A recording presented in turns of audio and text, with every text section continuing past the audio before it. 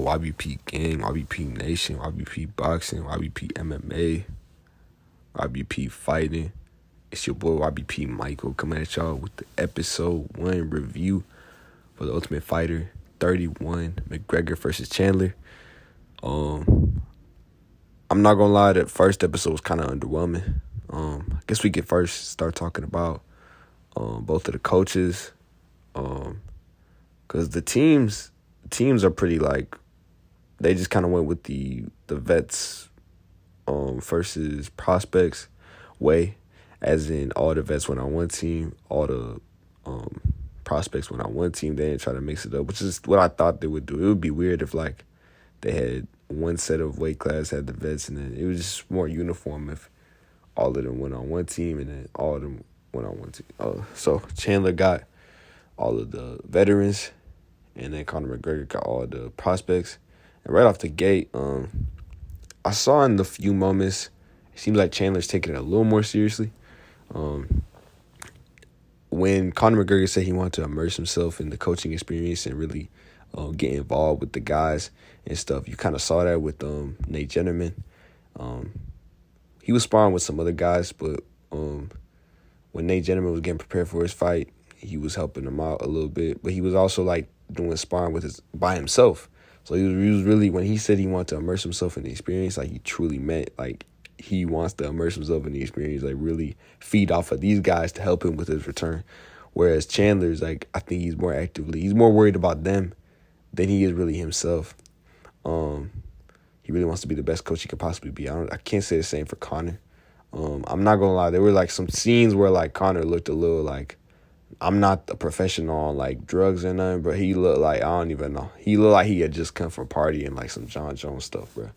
Like, he was on the Coca-Cola, bro. Like, I don't know. I'm just speculating, but, man, I mean, he looked kind of out of it, bro. Like, I don't even know. There were some scenes, bro. There were some very some scenes. I don't want to make no allegations, but that's just the contrast I see. And I think that's gonna play out a little early, like, disclaimer from my early prediction. I think that's, like, stuff like this is really gonna play out in the fight. I've always said this, like, Conor's return fight shouldn't have been straight into the big leagues. I heard the Megan Olivier interview, he's talking about it's gonna be the greatest comeback in combat sports history. And it's gonna have to be, because Michael Chandler's no joke. He's been training, he's been putting in the work. And McGregor, I mean, he's what made me laugh was that a guy, I think it was Mando Gutierrez, the guy who got worked by he had got worked by Raul Rosas, but he was saying something about how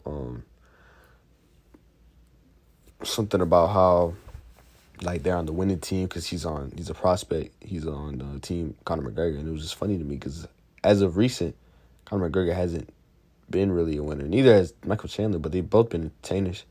That was just really, I don't know where I was going with that point.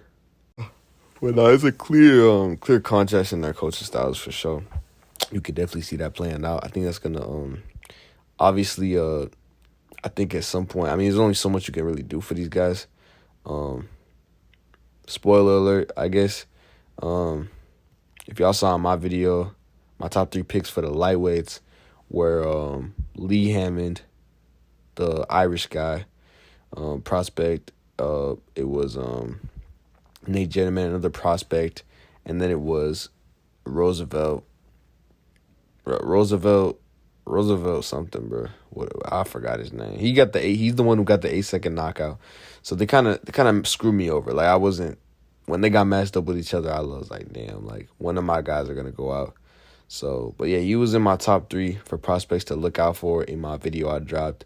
Y'all can go check that out after you're done listening to this. You can just skip to the end of the video where I talk about, because I mean, when I'm talking about all the fighters, I'm kind of just going through, like, their attributes and, like, what you should look out for. But the real stuff is the last 3, the guys who I think you should look out for. So it kind of sucks we didn't get to see all of Nate Jennerman, because he kind of just got paired up with another guy I thought was going to go far. It happens, but, it is what it is. I think definitely has a future for sure. Roosevelt being a returning guy. But yeah, I mean, not much happened in the episode. It was kind of underwhelming. I kind of forgot. I don't know. I haven't watched reality TV or TV in a while. I kind of forgot how this kind of stuff goes. Like it's a sob story, and then um, sob story after sob story after sob story, and then I think I should have kind of figured that Roosevelt was gonna win because they introduced him. They talked a little bit about Nate Jennerman, how his family and all this stuff, but they were really going into Roosevelt. So you can kind of tell they gave him that little that main character coding or whatever you call it, armor, main character armor or whatever. So in that moment, they were building him up. So with his he said he had an abusive father, and stuff about him being in the streets, and then all this other stuff. So him his fight with Ignacio Bahamondes getting knocked out in his journey, stuff like that. So you kind of got the feeling he was gonna win. So no crazy surprise. I just didn't think it was a little underwhelming seeing the way he won too. Just like an 8-second knockout. Yeah, man, I don't know. It feels like we waited so long for this, and the drama between McGregor and Chandler is not that like crazy. I was expecting like a little more animosity. This is what I had imagined. But like the teasers that they had shown and stuff, like with the pushing and the like the little beef that they had, I thought, okay, maybe these guys don't like each other, But I don't know. They seem on friendly terms. Not that that's a bad thing. It just doesn't like.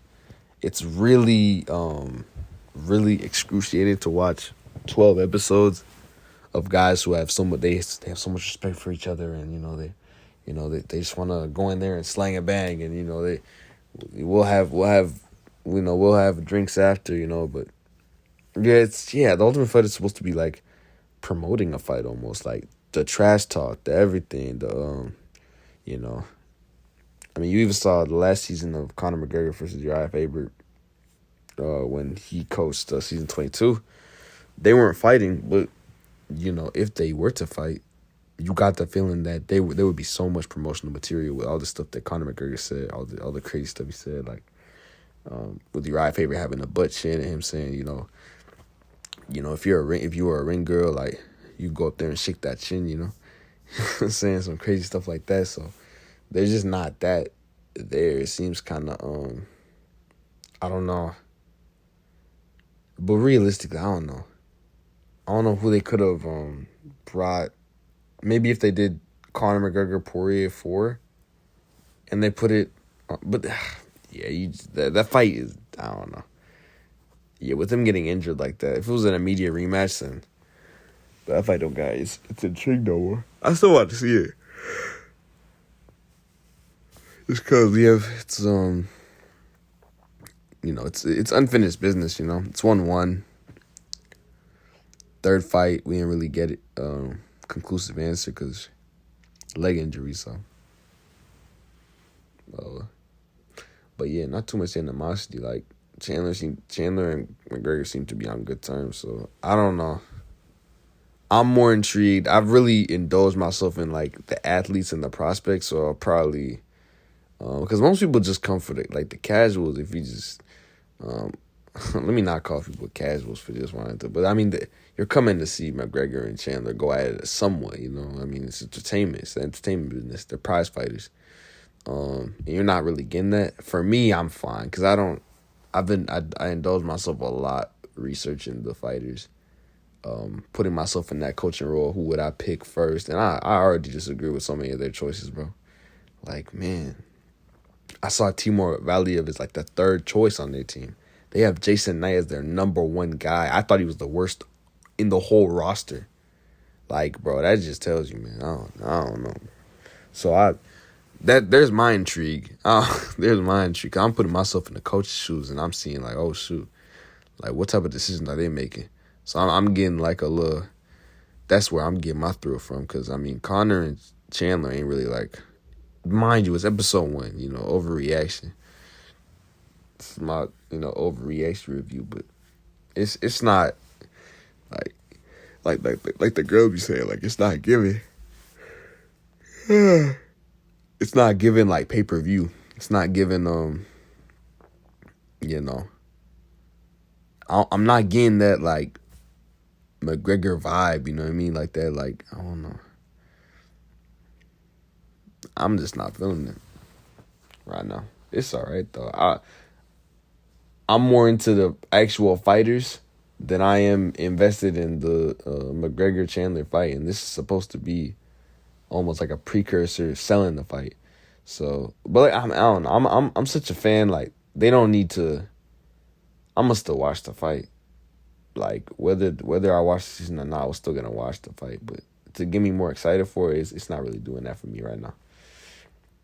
But yeah, I don't know, man. Hope Roosevelt goes far in the tourney. Sucks for Nate Jennerman. You know, I thought he'd go far. Yeah, 8-second knockout, man. It was not looking good. I'm not gonna lie. Like with the height difference and the reach, there's nothing you can really account for. Like I just chose who I think is the best MMA guy, who could do best against the most styles, like who could have a future. You get matched up against a guy like Roosevelt, like all that shit's down the window, man. Like he's such a big guy for lightweight. A lot of long guys in this tough season, at least for the lightweights. Yeah, so I think I've covered everything I really need to cover. Episode 2, we're gonna get more matchups. Really excited for. I think Timur Valiev is gonna be next. Like I said, I think he's gonna win the whole thing. I don't know why. I think they just put him in for fun, bro. Like he should be in the UFC, like, or at least he could be champ in another like promotion right now. I think you put him in like Brave or like I don't even know. He can make a run at Bellator, PFL, stuff like that. So that's so light. He's so easy. That's the lock. Like if I could bet, like all the money's going on him. Like he's not losing. Yeah, I'm that confident, but yes, that's it, man. Yeah. Right now, if I had to rate that episode 1, I'd give it like a respectfully, like just based off my expectations, low-key like a 4 out of 10, bro. I'm not gonna lie, like it's a little below average, but it's not terrible. So, cause 5 out of 10 is average, so I say it's like a 4 out of 10. It just it's not really, It was all right though. It was fine, but and the pacing of the episodes are pretty good. Okay, mind you, I watched it. I was making a YouTube video, so I watched it after, so I didn't have to go to the commercials or nothing. So I just kind of like watched it.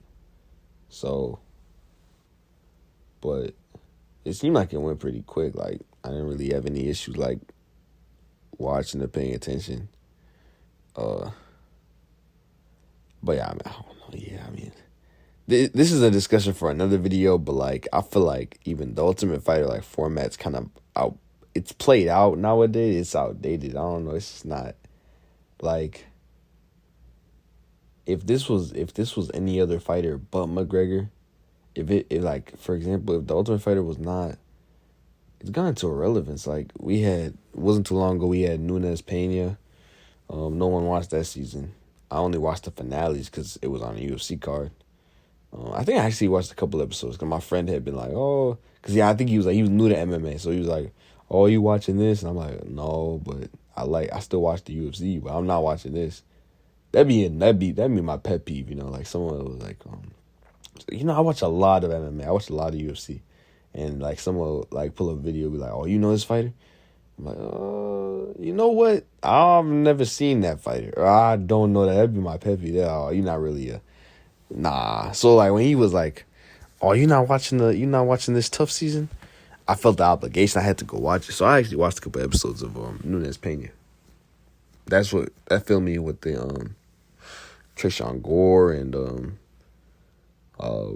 Brian Battle and Gilbert Urbina. Those guys are all doing good for themselves now. It's just really cool seeing them grow. But no one was watching that season. No one was watching Whitaker and whoever it was, Kelvin Gastelum or whatever. I forgot. No one was watching bunch of season. I mean, nowadays, if it's not Conor, if it's not Jones, if it's not Izzy, if it's not those guys or like a big fight, like a big beef, like no one's gonna tune in. Really, they gotta throw it on Fight Pass, So ESPN Plus. It's just such a dead series, bro. It's not a bad way to produce talent, but like the actual like viewing experience, like it's kind of played out. Like, no, I mean, maybe they gotta switch up the format, but it's just not. It produces talent though. It's not a bad way of doing things. I don't hate it, but they should do. My issue is right. So I don't know. They did just do a season of middleweight. Did they? Did they not? I don't know. Oh, I guess they did. Yeah, they did. They did last. Okay, yeah. No, you're right. And I didn't really produce much. But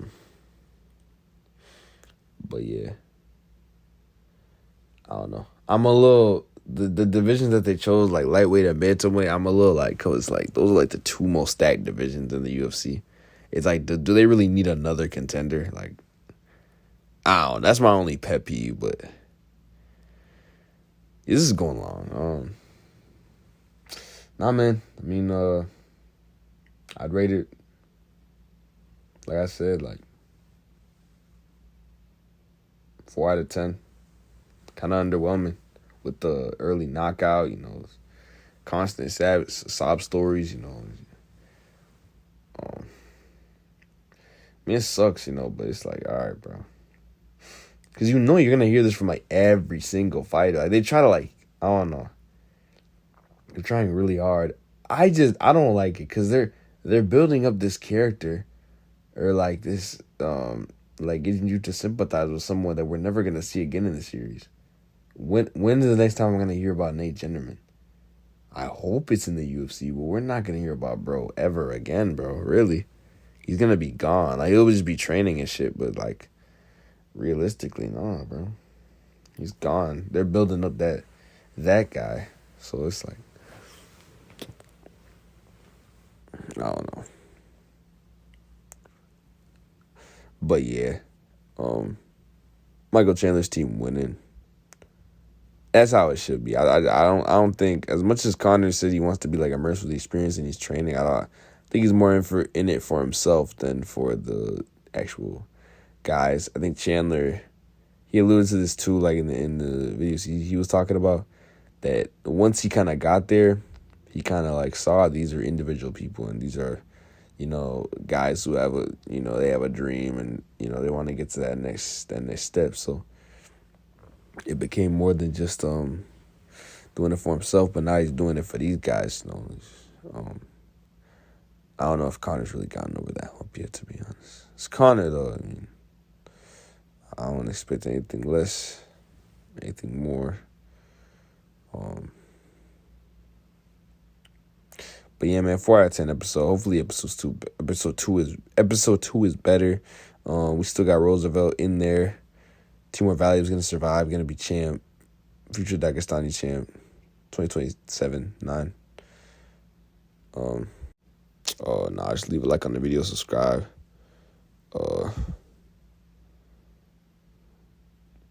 Yeah, man, peace out. IBP. Boo.